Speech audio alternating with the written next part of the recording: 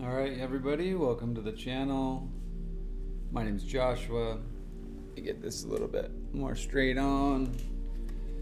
And I hope the frequency is not too overpowering, but we are going to be listening to this on the topic today.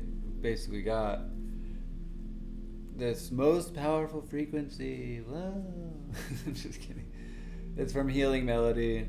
I've been really listening to it pretty off and on, but mostly throughout today, and I'm really enjoying it.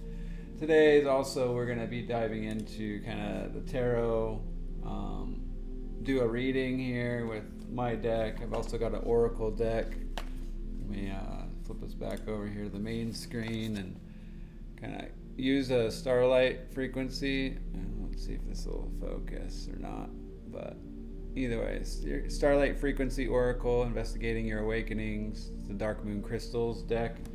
It's a little bit expensive. It's like gold plated, but totally worth it. And then this is my personal deck.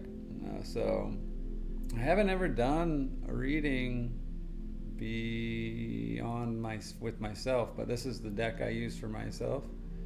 Light Seers Tarot. And to be honest, this isn't the original one. This is kind of the knockoff brand. Go figure, right? But I really do appreciate and enjoy this deck. The very first cards, and from the very first time I read this deck, it was obvious that it had something going on that I wanted to be a part of. Sorry, the focus is kind of gonna change quite a bit probably as my lighting kind of changes over here. Not the best camera in the world, but it's the best I got, so we'll do what we can. Now, if you aren't familiar with tarot readings and what the tarot decks are, what they represent, basically you have four suits. They range from different, depending on the artist or who did it.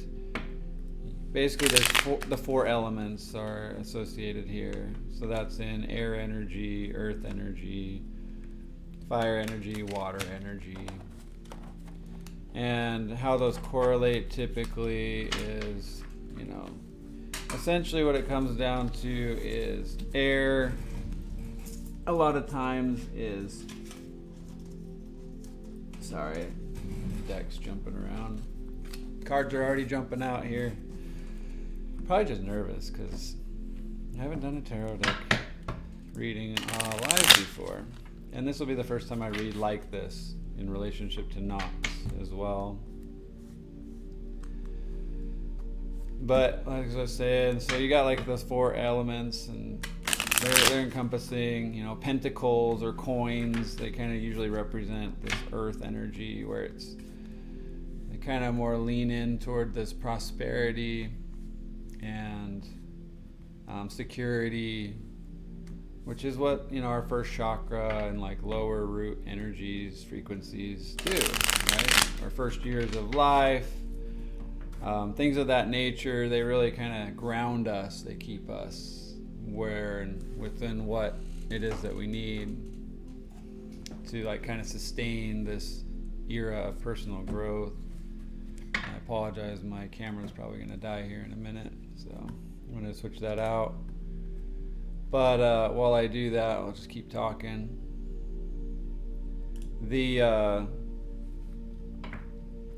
So that's pentacles.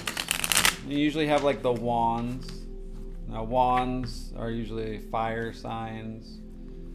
That's a fire energy. It kind of represents more of our passions, the things that we really like drive us, this force, this inspiration, motivations, things of that nature. And then beyond that, we'll also have things like water energy, usually in the form of cups. As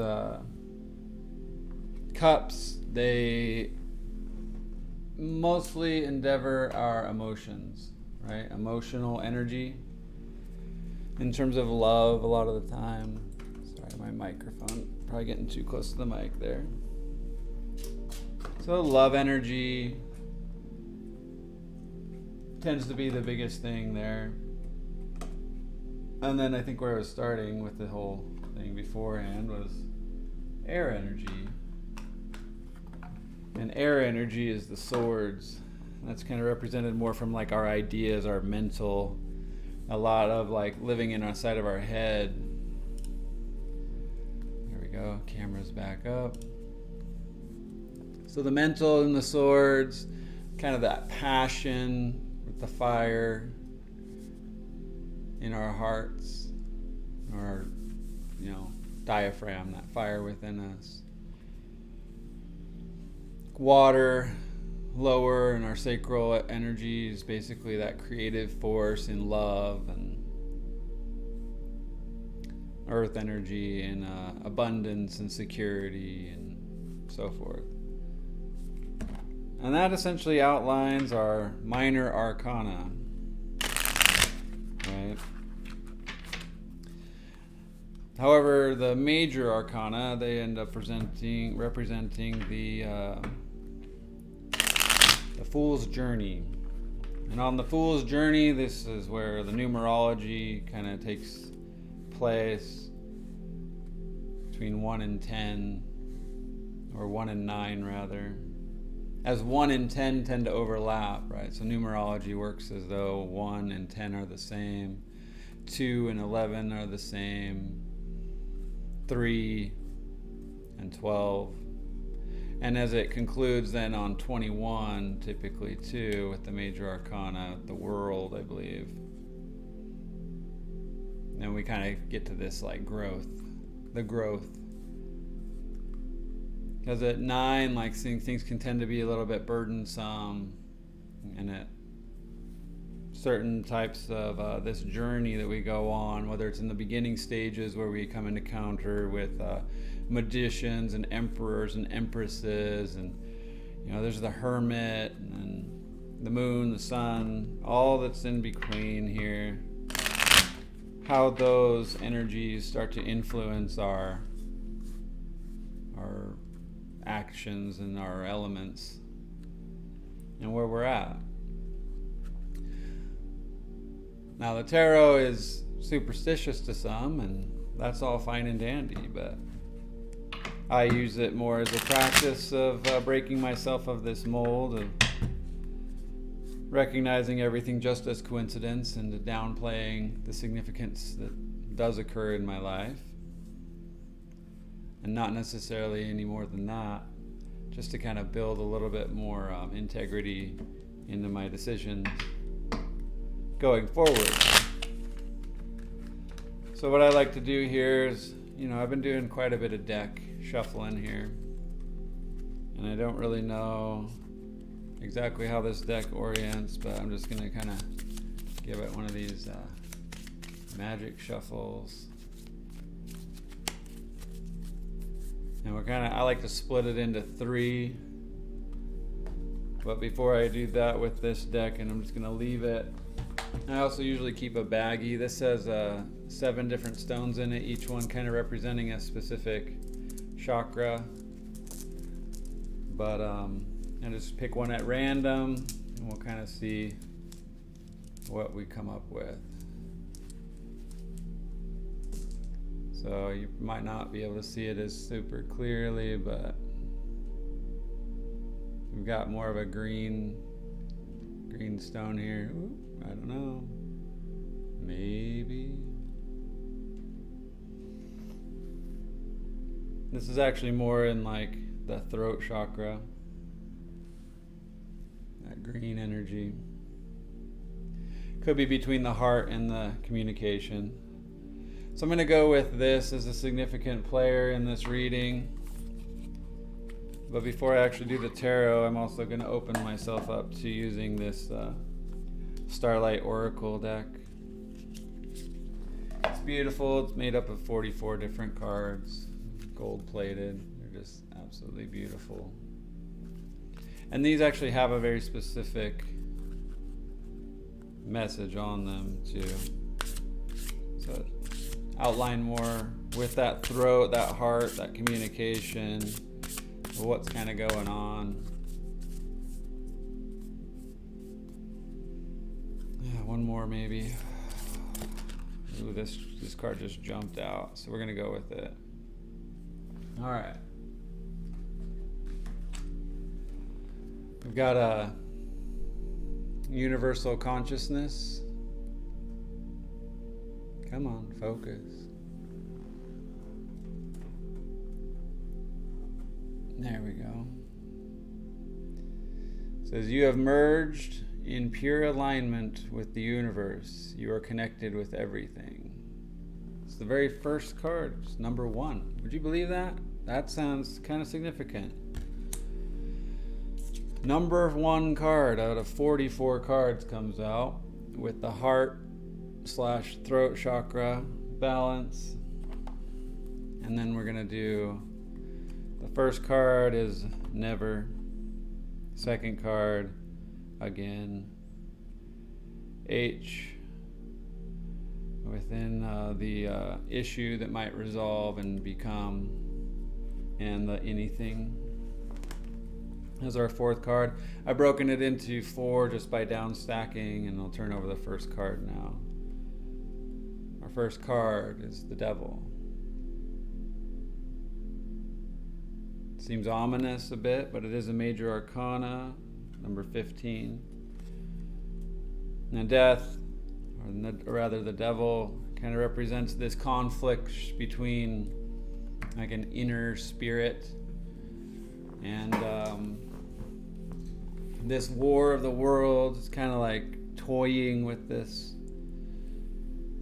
emotional body, but it isn't also that green. There's an offering here. Another major arcana. So this is never. The N was the first one. The Devil is never. A, again, is strength. This is a half woman, half lion with a lamb.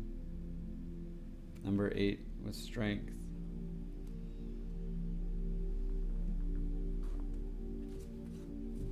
I'm gonna go with that duality, that like allowance to, like, in this choice of the never, again, I'm gonna come back to this choice and this ability to kind of really find that passion within me, the lion, that Leo energy, that fire energy. And just to be really convicted. To be convicted on the furthermore, like what's on the horizon here. We're going all major arcana today, which is the High Priestess.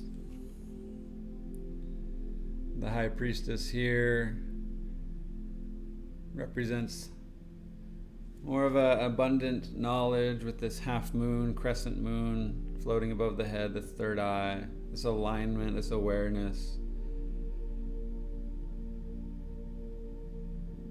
So there's awareness of the energy that exists, not just within me, but within the whole of humanity, and whether it's conscious or unconscious. This thing that's on my heart, perhaps, and the alignment that might be required in meditation, as you'll kind of see the eyes closed in contemplation, this aura of energy around here, however, just that divinity reaching to the heavens and flowing through this woman.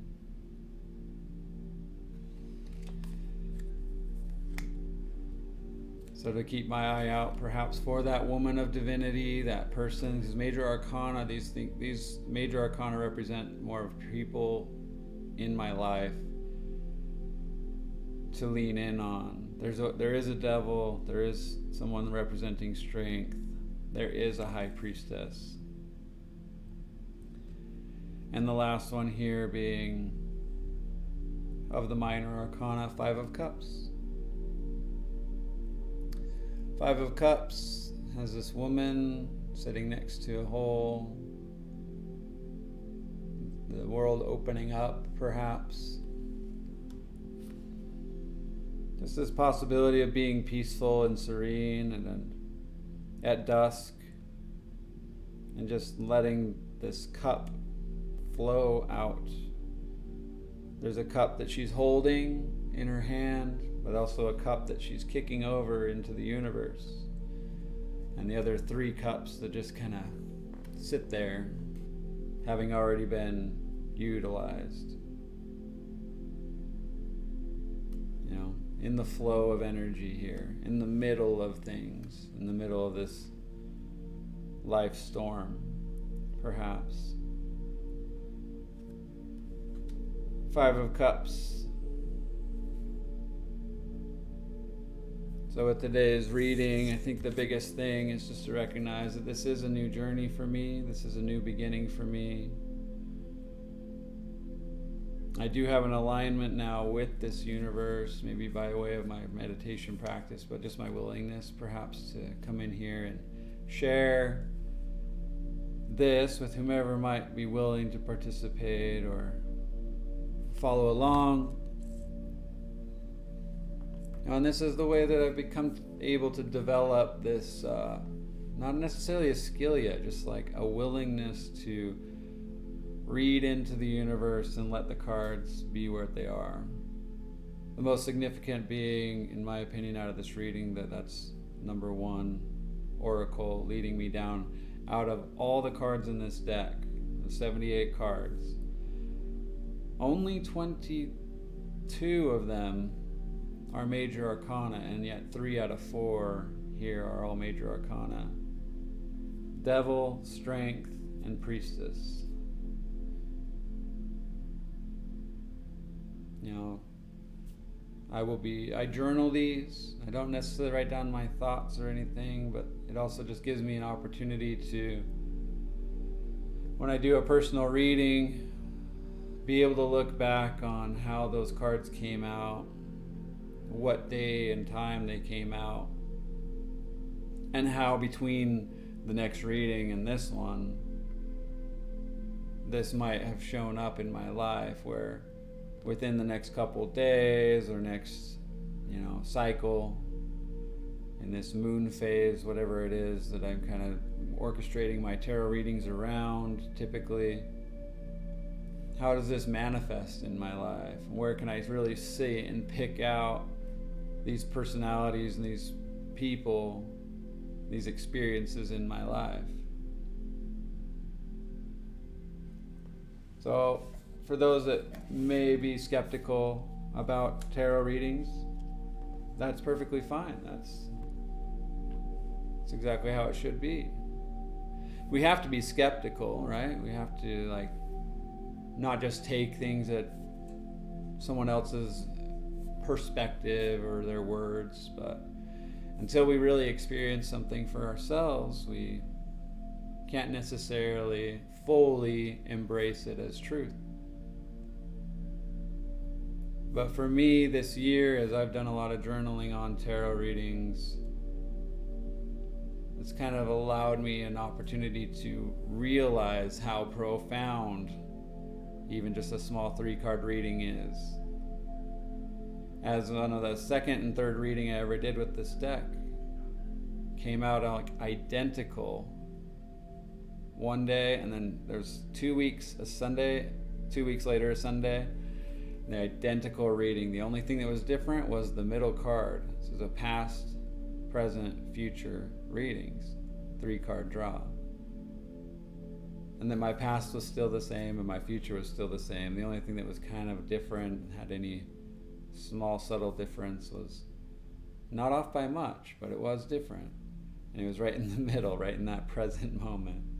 And I found that really significant. Above that, my very first reading was the Fool reversed, Fool upside down, basically. And that reading itself as well, that just kind of showed me, hey, this is a new deck. There's a relationship between me and this deck, and I'm here for the Fool's journey and to uncover this ability to just read myself. And in so doing, now I've kind of come to a willingness with certain individuals at certain time to do readings for them as well and dive a little bit deeper. So I hope that this makes some sense. It might be helpful to some. This is not a specific reading for a specific sense of time, but for NAHX, the never. Always recognizing the devil, that I have a choice, that this is just the fingertips of temptation in this world. Again, the strength comes from within, and this choice, this duality that exists within me, to lean into my human nature versus my animal, the instincts, the lion leading the lamb, and that dual nature, so that this proximity to my purpose in like driving from hate to love, H, the third card, with the Empress at my manifestation in meditation, however I can best maybe bring that to the surface and stay aligned with that purpose. Most importantly, only then can really that crown chakra energy become evident, so that in anything I do, X, I can focus, experience the Five of Cups. The Five of Cups, this middle ground energy of love.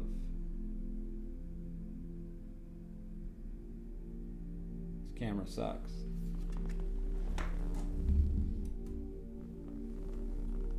So Five of Cups, there we are. To just be at peace, to be able to turn things over, my love, to the universe. And to not hold on to everything that I have, but rather to let it go. Let it be part of the greater whole, and that water energy. Let it spill over and be what it needs to be. And I like this reading. I really do like this reading. Lots of powerful personalities and people here in order to make one thing work. Or not even to make it work, but just allow it to work, right? Allow the universe to do what it does. Let the tide come in, let the tide roll out. So that we can retain this ability to stay aligned with the universe and be connected with everything. Thank you so much for participating. We'll jump over here to the meditation and just kind of allow ourselves to be present here to whatever comes up. But thank you for joining the stream. I'll try and do these more often, and I do have a friend of mine that's stated she's willing to have a sort of podcast interview regarding a number of different topics we'll discuss, but definitely including some tarot readings. And she's done my most recent tarot reading outside of myself, and just a really good friend. So I hope you stay tuned for that. But please enjoy your meditation time, and thank you for joining NAHX. Never again hate anything. Have a blessed meditation.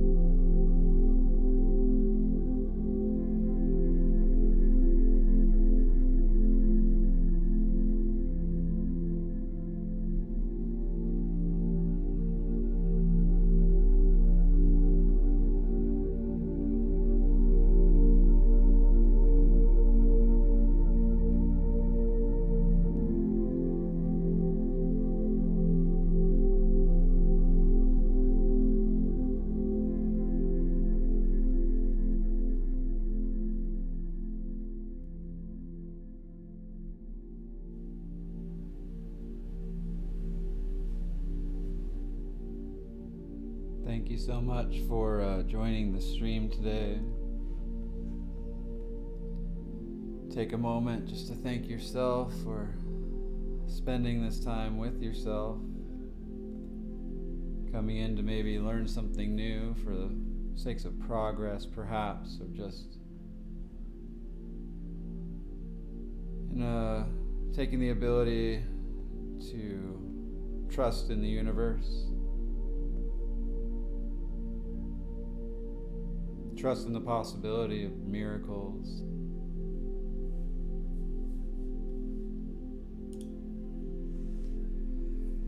Whether that comes from any practice, whether it just be meditation alone, or tarot readings, or random readings from books.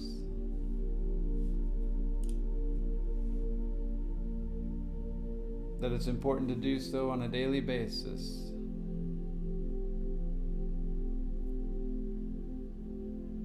We have no control over anything except right now and the choices that we make.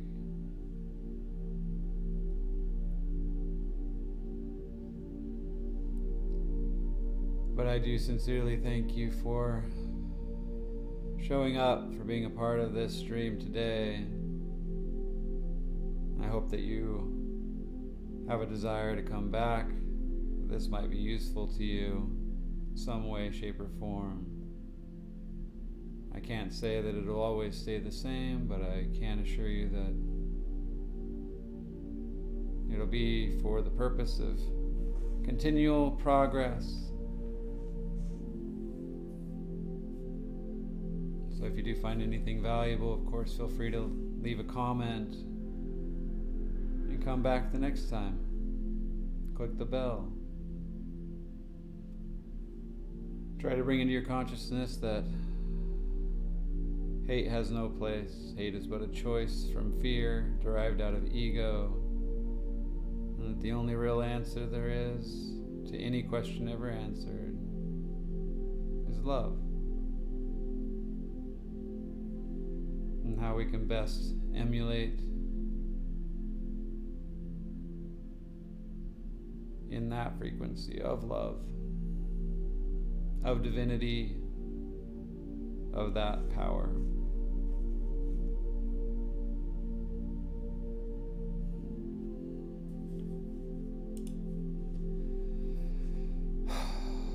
My name's Joshua. I'll be signing off now.